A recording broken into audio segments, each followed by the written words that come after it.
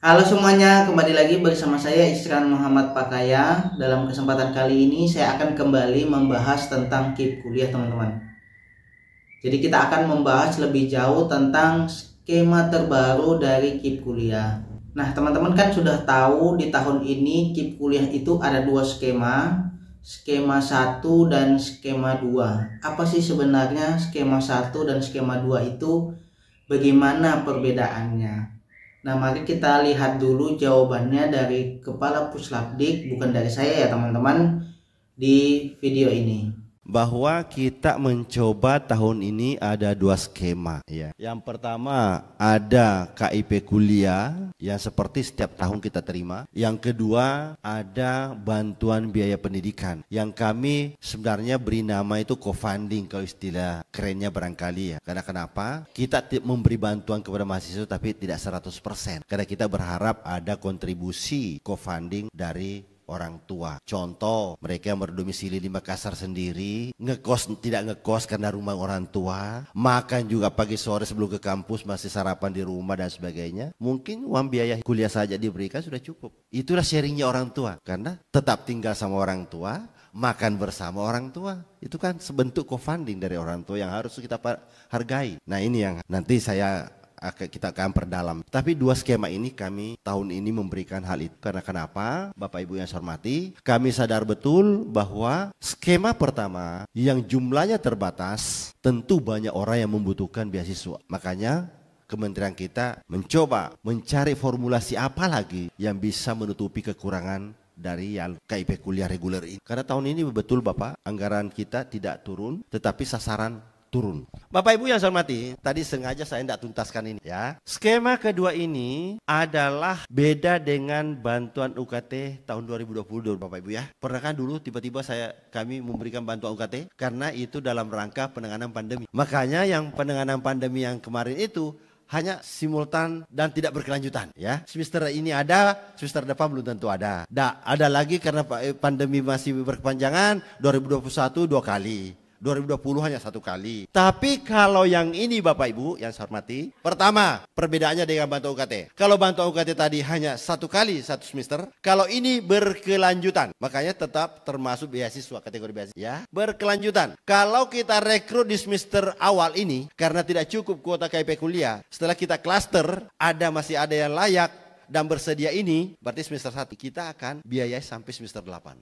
Ini Bapak Ibu. Jadi ini betul hanya biaya ini tetap beasiswa, tapi hanya untuk membayarkan UKT SPP-nya saja ya, tidak ada biaya hidup. Karena kenapa? Itu yang saya katakan tadi. Apalagi teman-teman PTS di kabupaten, karena rata-rata orang di situ juga, ya. Rata-rata orang di situ juga sarapan pagi dari rumah. Udah selesai. Tinggalnya juga di rumah sendiri. Ya udah, tawarkanlah yang ini. Jadi Bapak Ibu ya. Jadi ini Bapak. Jadi nanti kalau Pak Andi mendistribusikan ini, karena ini juga saya sudah bagikan kuotanya, ini juga saya sudah serahkan ke Pak Andi, tinggal dibagi nanti. Bedanya, umpamanya Bapak dikasih 10 sehingga 24 juta ya. Kalau SPP kita di bawah 2,4, lantas masih ada lebihnya. Bagaimana Pak Kahar? Ada dua. Boleh mengoptimalkan dengan sasaran, boleh subsidi silang dengan yang di atasnya. Enak kan Pak? Bapaknya ada 3 juta, tapi ada yang 1 juta. Kan saling subsidi kan? Yang penting uangnya jangan lebih Bapak. Dikasih 24 juta itu aja pas. Ya, itu Bapak ya. Ini lebih fleksibel. Nah ini pasti banyak membantu. Banyak membantu orang. Bahkan sekarang saya membuat skema ini juga masuk ke dosen di BPI. Siapa tahu ada dosen tidak butuh biaya hidup karena kuliah di kota yang sama, tapi SPP-nya yang berat. Kenapa enggak kita berlakukan co-funding gitu loh? Sharing cost, sharing budget seperti ini. Supaya lebih banyak orang menikmati gitu loh. Ini Bapak Ibu ya, supaya hormati. Jadi inilah kebijakan yang kita ambil di tahun 2003 untuk mengobati kekurangannya tadi 115.000 itu ya. Jadi seperti itu Bapak ya. Jadi ini bisa dioptimalkan nantinya Bapak Ibu. Ini bisa dioptimalkan untuk itu ya. Dan semesternya Bapak, boleh yang start semester 1, boleh memilih dari semester 3, boleh mengambil dari semester 5. Fleksibel. Ya. Kalau KIP kuliah tadi hanya start semua dari semester 1, kalau ini boleh mengambil mahasiswa dari semester 1, semester 3, semester 5, maksimal semester 5. Bapak ya?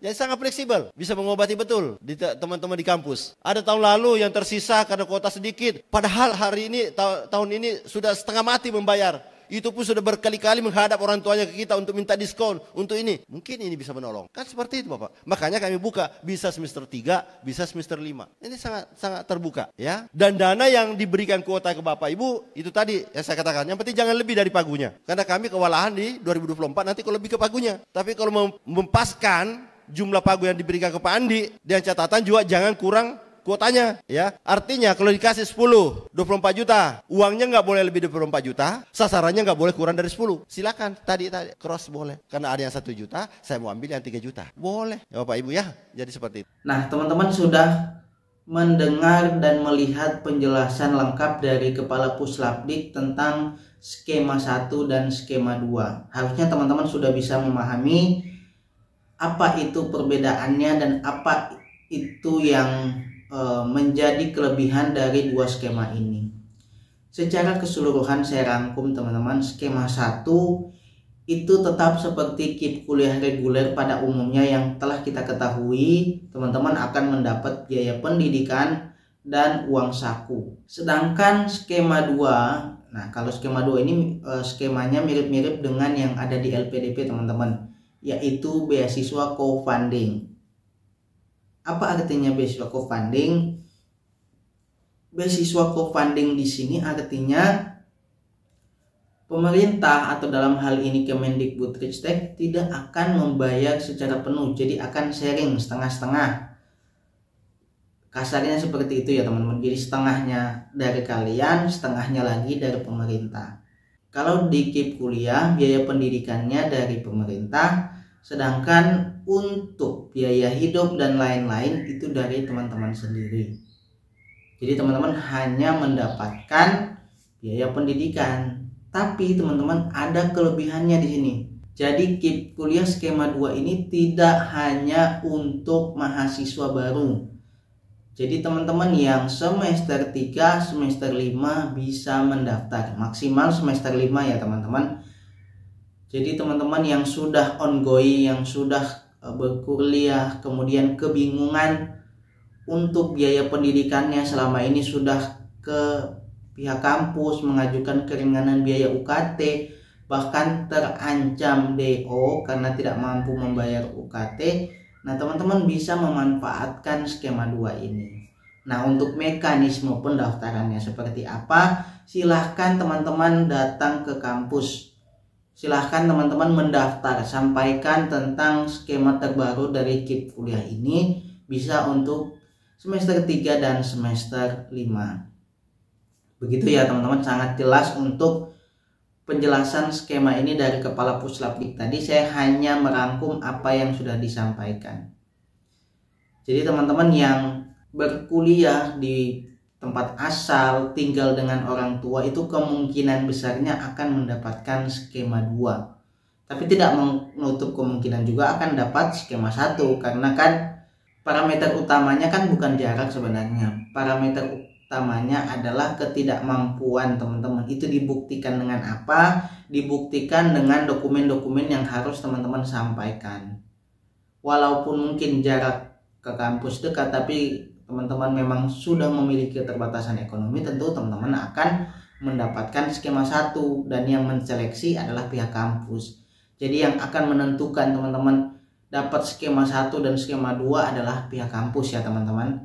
Nanti mereka yang akan menyampaikan nama teman-teman ke Puslapdik untuk diresmikan sebagai penerima KIP kuliah. Nah mungkin itu saja teman-teman penjelasan saya kali ini. Mudah-mudahan itu sudah menjawab apa yang menjadi keresahan teman-teman. Terima kasih sudah menonton. Jangan lupa like, komen, dan subscribe serta share video ini jika menurut teman-teman bermanfaat. Terima kasih.